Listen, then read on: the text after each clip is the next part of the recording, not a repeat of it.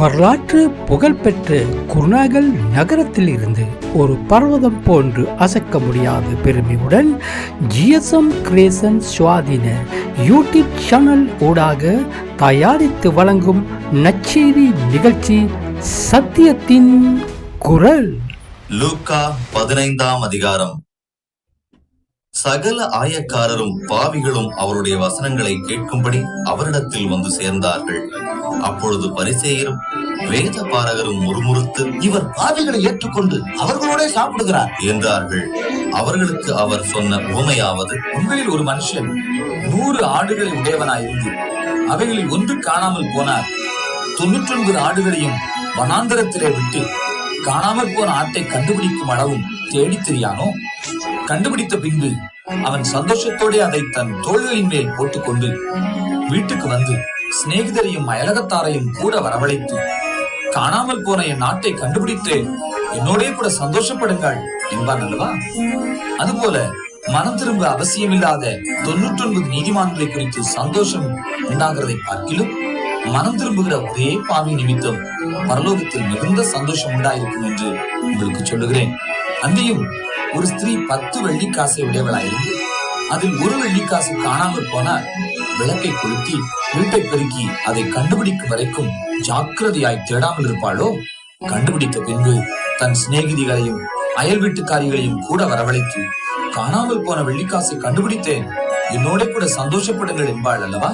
அதுபோல மனம் திரும்புகிற ஒரே பாவி நிமித்தம் தேவனுடைய தூதருக்கு முன்பாக சந்தோஷம் உண்டாயிருக்கிறது என்று உங்களுக்கு சொல்லுகிறேன் என்றார்.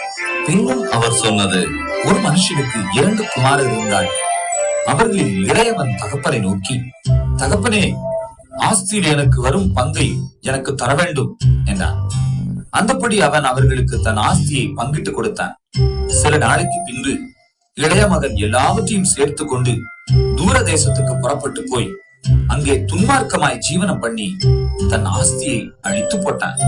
எல்லாவற்றையும் அவன் செலவழித்த பின்பு அந்த தேசத்திலே கொடிய பஞ்சம் உண்டாயிற்று. அப்பொழுது அவன் குறைவுபட தொடங்கி அந்த தேசத்து குடிகளில் ஒருவனிடத்தில் போய் ஒட்டி கொண்டான். அந்த குடியானவன் அவனை தன் வயல்களில் பன்றிகளை மேய்க்கும்படி அனுப்பினான். அப்பொழுது பன்றிகள் தின்கிற தவிட்டினாலே தன் வயிற்றை நிரப்ப ஆசையாயிருந்தான். ஒருவனும் அதை அவனுக்கு கொடுக்கவில்லை. அவனுக்கு புத்தி தெளிந்த போது அவன், என் தகப்பனுடைய கூலிக்காரர் எத்தனையோ பேருக்கு பூர்த்தியான சாப்பாடு இருக்கிறது, நானோ பசியினால் சாகிறேன். நான் எழுந்து என் தகப்பனிடத்திற்கு போய், தகப்பனே, பரத்துக்கு விரோதமாகவும் உமக்கு முன்பாகவும் பாவம் செய்தேன். இனிமேல் உம்முடைய குமாரன் என்று சொல்லப்படுவதற்கு நான் பாத்திரன் அல்ல. உம்முடைய கூலிக்காரில் ஒருவனாக என்னை வைத்துக் கொள்ளும் என்பேன் என்று சொல்லி எழுந்து புறப்பட்டு தன் தகப்பனிடத்தில் வந்தான். அவன் தூரத்தில் வரும்போதே அவனுடைய தகப்பன் அவனை கண்டு மனதுருகி ஓடி அவன் கழுத்தை கட்டி கொண்டு அவனை முத்தம் செய்தான். குமாரன் தகப்பனை நோக்கி, தகப்பனே, பரத்துக்கு விரோதமாகவும் உமக்கு முன்பாகவும் பாவம் செய்தேன். இனிமேல் உம்முடைய குமாரன் என்று சொல்லப்படுவதற்கு நான் பாத்திரன் அல்ல என்று சொன்னான். அப்பொழுது தகப்பன் தன் ஊழியக்காரரை நோக்கி, நீங்கள் உயர்ந்த வஸ்திரத்தை கொண்டு வந்து இவனுக்கு உடுத்தி இவன் கைக்கு மோதிரத்தையும் கால்களுக்கு பாதரட்சிகளையும் போடுங்கள். கொளுத்த கன்றை கொண்டு வந்து அடியுங்கள். நாம் புசித்து சந்தோஷமா இருப்போம்.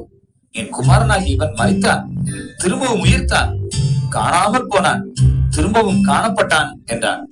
அப்படியே அவர்கள் சந்தோஷப்பட தொடங்கினார்கள். அவனுடைய மூத்த குமாரன் வயலில் இருந்தான். அவன் திரும்பி வீட்டுக்கு சமீபமாய் வருகிற போது கீத வாத்தியத்தையும் நடன கழிப்பையும் கேட்டு ஊழியக்காரில் ஒருவரை அழைத்து, இது என்ன என்று விசாரித்தான். அதற்கு அவன், உம்முடைய சகோதரன் வந்தார். அவர் மறுபடியும் சுகத்துடனே உம்முடைய தகப்பனிடத்தில் வந்து சேர்ந்தபடியினாலே அவருக்காக கொளுத்த கன்றை அடிப்பித்தார் என்றான். அப்பொழுது அவன் கோபம் அடைந்து உள்ளே போக மனதில்லாதிருந்தான். தகப்பனோ வெளியே வந்து அவனை வருந்தி அழைத்தான். அவன் தகப்பனுக்கு பிரதியுத்தரமாக, இதோ இத்தனை வருஷ காலமாய் நான் உமக்கு ஊழியம் செய்து ஒரு காலம் உம்முடைய கற்பனையை மீறாதிருந்தும் என் சிநேகிதோட நான் சந்தோஷமாயிருக்கும்படி நீ ஒரு காலம் எனக்கு ஒரு ஆட்டுக்குட்டியாவது கொடுக்கவில்லை. தேசிகளிடத்தில் உம்முடைய ஆஸ்தியை அழித்து போட்ட உம்முடைய குமாரனாகி இவன் வந்த உடனே கொடுத்த கன்றை இவனுக்காக அழிப்பித்தீரே என்றான். அதற்கு தகப்பன், மகனே, நீ எப்போதும் என்னோடு இருக்கிறாய், எனக்குள்ளதெல்லாம் உன்னுடையதா இருக்கிறது. என் சகோதரனாகி இவனோ மரித்தான், திரும்பவும் உயிர்த்தான், காணாமல் போனான், திரும்பவும் காணப்பட்டான். ஆனபடியினாலே நாம் சந்தோஷப்பட்டு மகிழ்ச்சியா இருக்க வேண்டுமே என்று சொன்னான் என்றார்.